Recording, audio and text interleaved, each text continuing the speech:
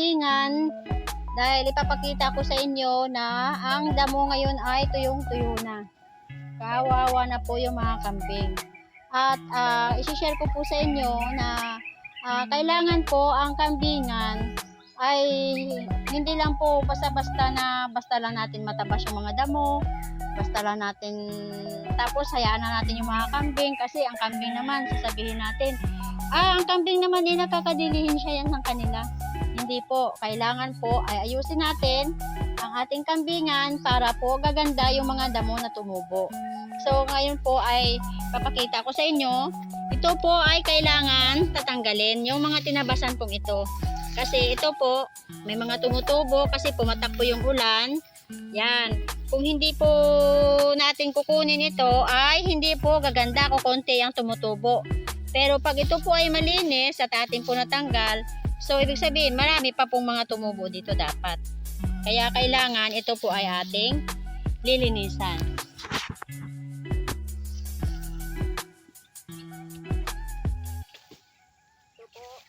Ito po, tatanggalin nyo ito.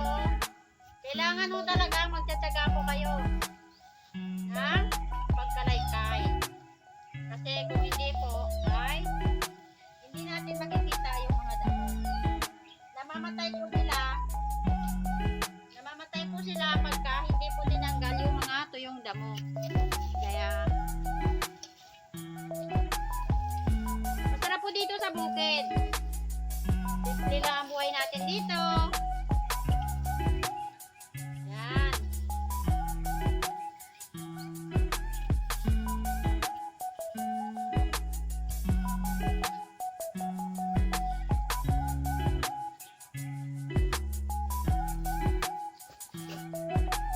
Oh, ito na po yung ating nalinis. Yan, nakalaykay. Sa nakikita ninyo ay lumalabas na yung mga damo. At iyan po ay gaganda pa. Kailangan po natin magsipag para ang ating mga kambing ay gumanda rin sila. Kasi ang kambing po ay sa damo lang talaga umaasa. Yung iba pong malalaking mga farm, malalaking farm po ay nagpapakain sila ng feeds. Pero tayo, kasi maliliit lang tayo na magkakambing, talagang tayo ay, ang ating mga kambing ay damo lang talaga ang kinakain nila. Ito po yung aming kambing.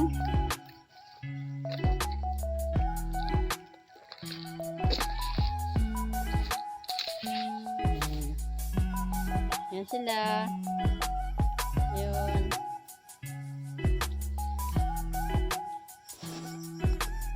Ito yung mga damong ito ay hindi ito kinakain ng kambing.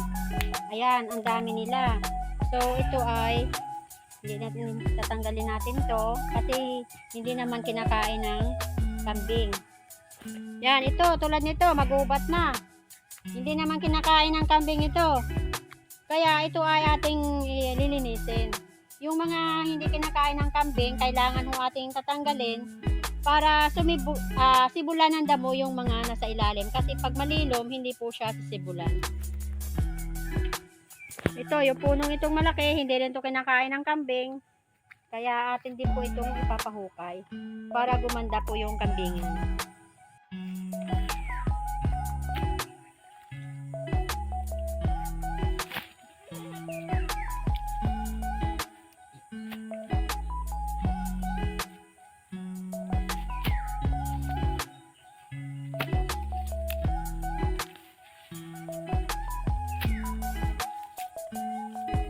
Maganda kasi po yung binubunot para po matanggal yung ugat. Kasi pagka hindi po bubunutin o hindi matanggal yung ugat, tutubo at tutubo na naman sila. Pag lagi pong patatabasan lamang, ay hindi po natatanggal yung pinakaugat niya.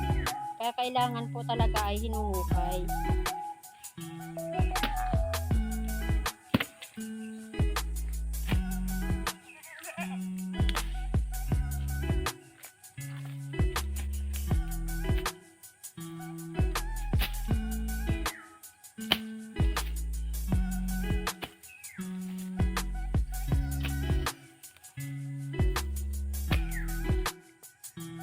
Ito po, natanggalan na ito ng mga damo na mga malalaki. Kaya tingnan po ninyo, nasa ilalim, ito yung mga damong kinakain ng kambing. Yan, sumisibol na sila. Kasi natanggalan na natin ng mga, yan, yung mga puno ay natanggal na. Kaya, ito talaga pong the best na gawin ninyo. Kung kayo po ay may kambingan, hindi po pwedeng basta na lang pabayaan ng mga kambing. Kaya kailangan po ay malinis at maganda po ang kanilang kulungan para po sila ay tumaba. Dumaan po ang tag-init at wala pong kasinong damo. Kaya po ngayong umulan ay atin pong tinanggal yung mga tumubong, mga malalaking mga damo o mga puno para po gumanda yung damo sa ilalim. Ayan, nakakapangain na po sila. Ayan.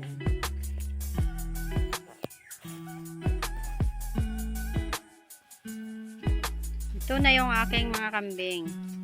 Dami na sila.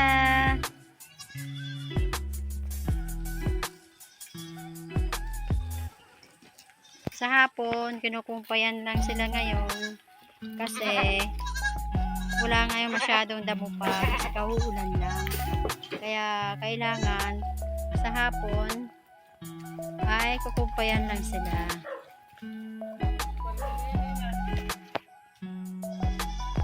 Kailangan mayroon ka rin yan. Lalagyan mo ng asin. Yan pinaka-ayodin nila.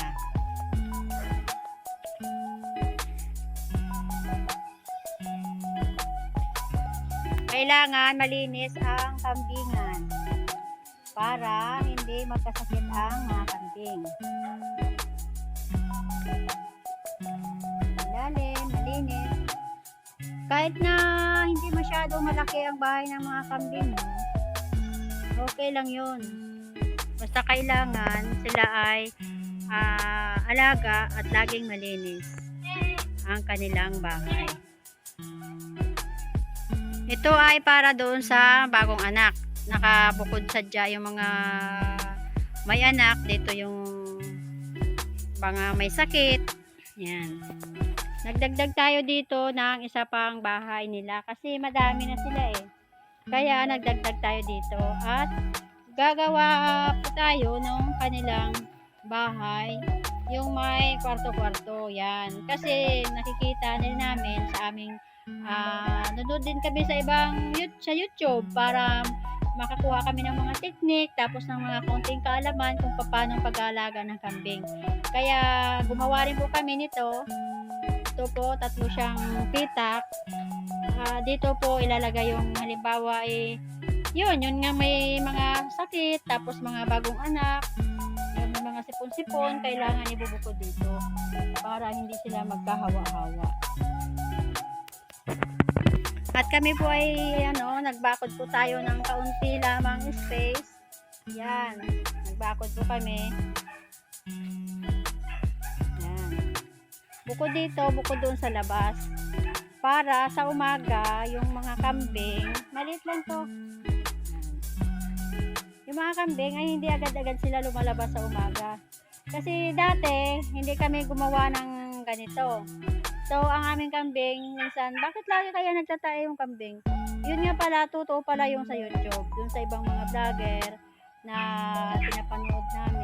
pinapanood ko, kung saan kailangan. Kasi dati, kung walang ganito, ang aga pa, alas 5, nalabas na sila. Pagbaba nila doon sa kanilang kulungan, ay nalabas agad sila doon. Doon sa may malayong yun, doon, napunta sila doon. Tapos, yun, nakakakain sila ng mga, yun nga, yung mga basa-basa, saka siguro yung mga sabi nila may mga bakterya, kaya lagi sila nagtatae. Pero ngayon, nung ginawa namin to, yan, magaganda na po ang aming mga kambing. Yan, sila po ay malulusog. Basta pala po kailangan, lagi lang talaga silang busog. Kahit hindi naman masyado laging, kasi hindi naman po lagi kami nagbabitamins kasi wala naman po kami perang lagi ibibili. At saka, hindi rin namin nasusunod yung sinasabi nilang buwan-buwan na magpapaturok. Pero siguro maganda rin buwan-buwan na tuturukan. Yan. Pero sa ngayon, hindi po kami nagtuturok kasi ano naman sila, parang sila naman ay malulusog sila. Yan. Yan, gaganda. Tapos, ito, mayroon din kami ditong pakyatan nila para sila ay makapaglaro-laro.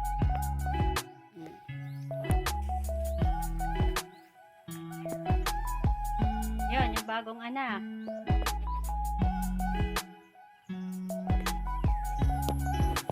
Yan, malulubog sila.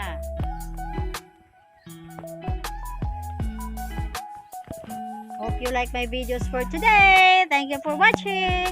At sana po, subscribe nyo din po ako. Maraming pong salamat.